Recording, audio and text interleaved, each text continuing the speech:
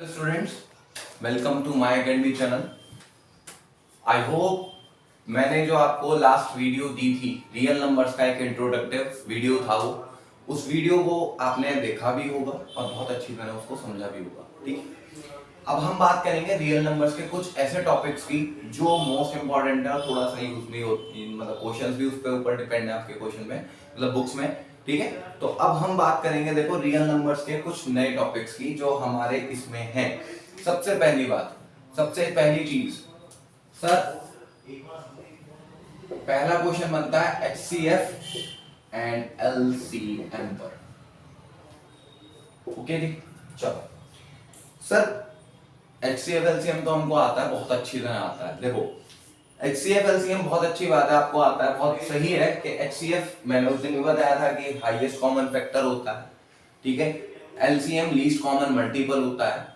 लेकिन बच्चे की क्या आदत होती है, अगर मैं आपसे ये कहूं कि भाई साहब 12, 15 एंड 18 का HCF और LCM निकालो, तो बच्चा क्या करता है भाई साहब, सर हमारे पास, हमको पता है कि HCF सर अलग अलग होगा।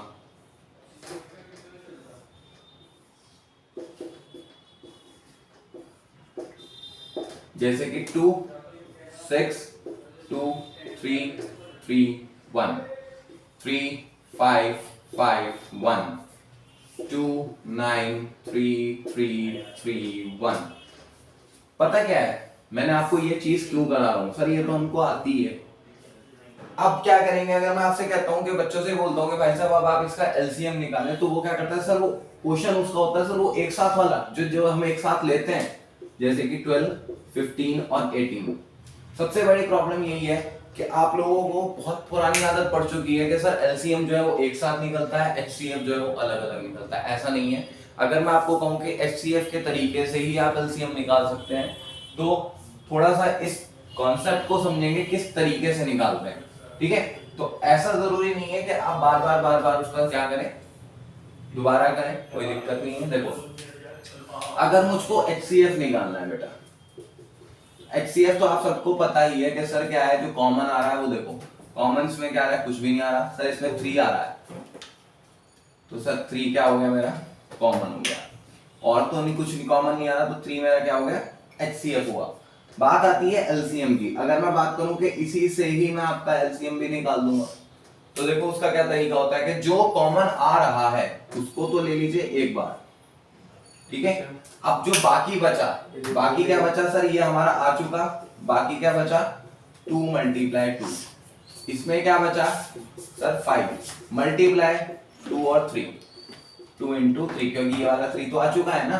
तो हमारे पास इसको रीअरेंज अगर हम करते हैं, तो 2 हमारा कितनी बार आ रहा है सर, 3 टाइम्स, 3 कितनी बार आ रहा है, 2 टाइम्स, एंड देन 5 कितनी बार आ रहा है, 1 टाइम।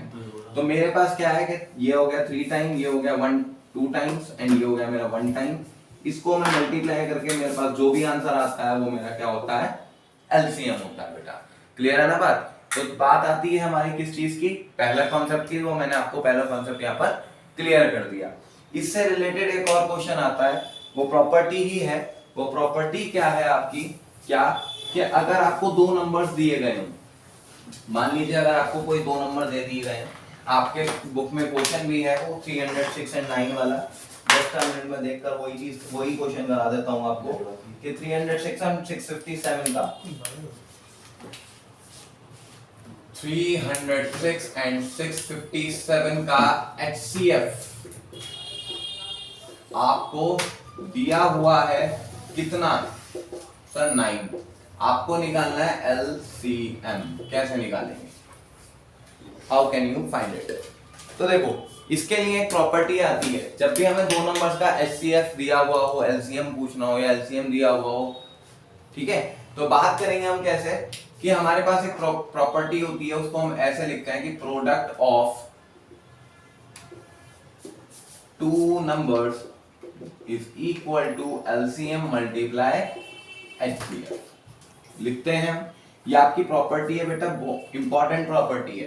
ये क्वेश्चन वैसे बहुत इजी है कि सर ये तो हमको आता है, फिर भी मैं सिर्फ इस प्रॉपर्टी की वजह से ये क्वेश्चन को आपको समझा रहा हूं। इसको हम ऐसे भी लिख सकते हैं सर कि first number multiply second number is equal to LCM multiply HCF. तो फर्स्ट नंबर हमारे पास क्या है सर 306 है, मल्टीप्लाई 657 है, इज इक्वल टू एलसीएम मुझको सर निकालना है, मल्टीप्लाई एचसीएफ मुझको दिया हुआ है 9। तो देखो अगर मुझको यहाँ से एलसीएम निकालना है तो ये 9 मल्टीप्लाई में इधर आकर मेरे पास क्या आ जाएगा बेटा इनटू में, सॉरी इनटू में इधर आकर डिवाइड में। तो 9 से काटेंगे 9 3 जा एंड 9 4 जा, और अगर आप इन दोनों की मल्टीप्लाई करेंगे so you will get your क्या एलसीएम। ये क्वेश्चन इसलिए भी समझाया है, प्रॉब्लम आती है बच्चा क्या करेगा सर ये क्वेश्चन आया था मैंने कर दिया, कैसे किया सर डायरेक्टली मैंने एलसीएम लेके दिखा दिया, जबकि ये क्वेश्चन जान के दिया जाता है। क्यों? क्योंकि ये हमको बच्चे का पता लगाना पड़ता है क्या कि हमारे बच्चे को या जो भी हम जिससे भी एग्जामिन करना चाह रहे हैं कि उसको ये प्रॉपर्टी पता है या नहीं पता है, ठीक है ना। तो ध्यान से क्या करेंगे हम इसको करेंगे। ऐसे क्वेश्चंस और भी हैं, इसमें तो एनसीईआरटी में तो आपको एक ही दिया हुआ है, ठीक है, लेकिन अगर आप आरएस और आरडी में देखते हैं तो बहुत सारे क्वेश्चंस आपको इस तरीके के मिल जाएंगे। So you will practice and if you will face any type of problem so you comment at my comment section, ठीक है, और आपकी प्रॉब्लम को सॉल्व कर दिया यहाँ पर सॉल्व कर दिया जाएगा, ठीक है। अगली वीडियो में सॉल्व हो जाएगा या फिर एक डाउट सेशन या फिर एक लाइव क्लास जो भी होगा वो कर लेंगे, लेकिन आपको करना पड़ेगा। उसके लिए जितने भी कमेंट्स हैं या जितने भी प्रॉब्लम आपकी आती है वो कमेंट सेक्शन में भेजा जरूर करें। ऐसा नहीं है कि बस हमने वीडियो देख ली समझ में आ गया एक दो क्वेश्चन करके देख लिया सर हम मैथमेटिक्स में हम परफेक्ट हो गए, नहीं। अगर आप करेंगे तो प्रॉब्लम्स भी आएगी, ठीक है, और प्रॉब्लम्स आती हैं तो कमेंट सेक्शन में जरूर डालिएगा। आगे चलते हैं बेटा जी इसके थर्ड कॉन्सेप्ट पर, ठीक है। तो थर्ड कॉन्सेप्ट जी बेटा आते हैं, बात करते हैं। पहला कॉन्सेप्ट आपको क्लियर हो गया। एक क्वेश्चन इसमें दो तीन क्वेश्चन आपके ऐसे हैं जो मोस्ट इंपॉर्टेंट क्वेश्चन है इसी एक्सरसाइज में। तो दूसरा क्वेश्चन आपके पास बनता है बेटा जी आपके पास क्या कि सर उसमें दिया हुआ है कि check whether 6 to the power n can ends with 0। आपको यहां पर लिख देता हूं कि कैन या can not ends with 0। Can पूछे या कैन नॉट पूछे कोई दिक्कत नहीं है, कैन नॉट एंड विद 0 मतलब क्या है इसका, एंड्स विद 0। सर प्रॉब्लम ये है सर हमारे साथ कि हमको क्वेश्चन नहीं आता समझ में। एंड्स विद 0 का मतलब क्या है कि एंड्स विद 0 का सीन क्या है बेटा कि अगर मैं किसी भी नंबर को, जैसे कि अगर 6 टू द पावर n है, यानी कि अगर मैं 2 की पावर कितनी भी करता हूं तो ये मेरे पास क्या बनेगा, चलो 2 की पावर थोड़ी और बड़ी कर दो 5, तो ये आएगा 32। एंड्स विद 0 यानी कि उसकी फर्स्ट डिजिट क्या होनी चाहिए मेरी 0 होनी चाहिए। तो ये हमको इसमें चेकआउट करना है। इसका बहुत सिंपल सादा तरीका है। वो सीधा साधा तरीका क्या है, वैसे तो मैं आपको बता दूं कि अगर ये बोर्ड में क्वेश्चन आता है तो बोर्ड में दो तीन चीजें ऐसी हैं जो मोस्ट इंपॉर्टेंट है, ठीक है। वो क्या है देखो, एक तो 6 की जगह आपका 12 आता है, 15 आता है, 27, 21, ये सब चीजें आपकी आती हैं, ठीक है। ये नंबर्स आपके रिपीट होते हैं, 6 भी आ जाता है। तो इनको सबको करने का तरीका एक ही है, क्या कि देखो सबसे पहले कॉन्सेप्ट को समझेंगे। वो कॉन्सेप्ट क्या है कि सर अगर नॉर्मल सी बात है कि नंबर यहां पर बच्चा क्या करता है कि सर डिपेंड करता है पावर पर, कि अगर ये पावर है सर, अगर इसकी पावर 10 हो जाए तो ये 0 से एंड कर देगा, नहीं। पावर का मतलब समझेंगे कि अगर 2 की पावर है, जैसे कि 2 की पावर 5 है, तो इसका मतलब क्या है कि 2 जो है वो 5 बार इनटू हो रहा है, ओके। तब जाके 2 2 जा 4 2 जा 8 2 जा 16 2 जा 32 आंसर आता है। यहां पर वही है। तो ये क्वेश्चन डिपेंड करता है बेस पर, ठीक है। अगर हम देखो बेस क्या होता है उस दिन बताया था पावर, और जैसे कि आपको एक्सपोनेंशियल पावर है कि a to the power m, तो यहां पर a क्या हो जाएगा आपका, क्या होगा बेस, और m क्या होगा बेटा जी आपका पावर, ओके जी। तो बात करते हैं पावर नहीं, यहां पर ये क्वेश्चन पावर पे डिपेंड नहीं होता, ये डिपेंड होता है बेस पर। तो देखो अगर मैं बात करता हूं कि सर ऐसे तो कोई भी नंबर नहीं है, अगर आपने डिविजिबिलिटी चेक करी हो या डिविजिबिलिटी टेस्ट ऑफ डिविजिबिलिटी आती है छोटी क्लासेस में, तो उसमें आपने 10 की डिविजिबिलिटी पढ़ी होगी कि 10 की डिविजिबिलिटी क्या है कि अगर उसका वंस डिजिट मेरी अगर वंस डिजिट किसी भी नंबर की क्या है, 0 है, तो ही वो मेरा 10 से डिवाइड होगा। इसका यूज करेंगे। तो नॉर्मल सी बात है, और हमें वैसे भी पता है कि 10 को मैं कितनी बार भी मल्टीप्लाई करूं।